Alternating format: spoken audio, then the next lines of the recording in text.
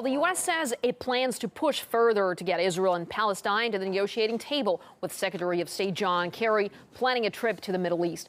Even so, Washington continues to spend hundreds of millions of dollars on the Israeli army, including funding the Iron Dome anti-missile system. RT's Paula Slayer has been hearing from those who say the complex just isn't worth it. The brains behind the Iron Dome are Israeli, but the funding is mostly American. When the Americans offer their assistance, it solves the discussion. And offer their assistance they have.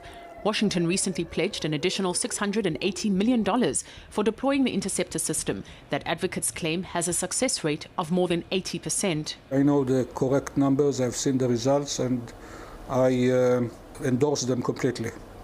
Even Obama has gotten in on the act. His first stop at a recent trip to Israel was to an Iron Dome battery, where he told soldiers they're doing an amazing job.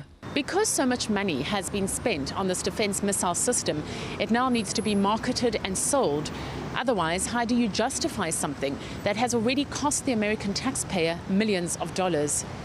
But for all its hype, the Iron Dome, which is designed to intercept and destroy short-range rockets aimed at populated areas, is not foolproof. I have a lot of question marks.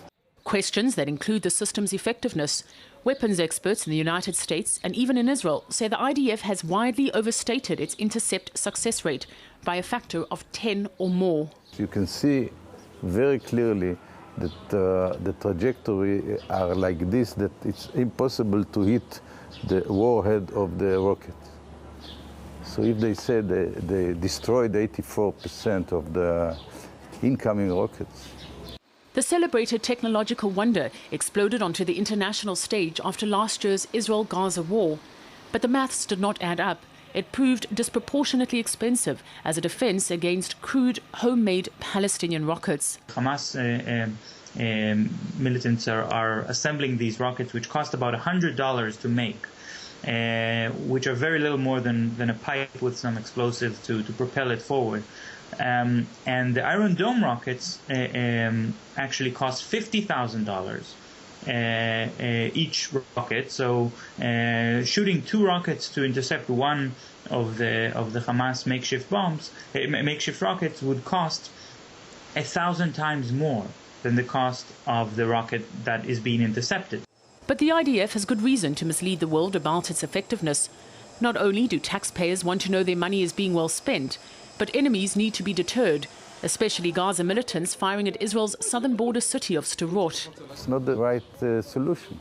Even more, they developed the Iron Dome to defend Sderot. That was the idea. The only area that the Iron Dome cannot defend is Sderot.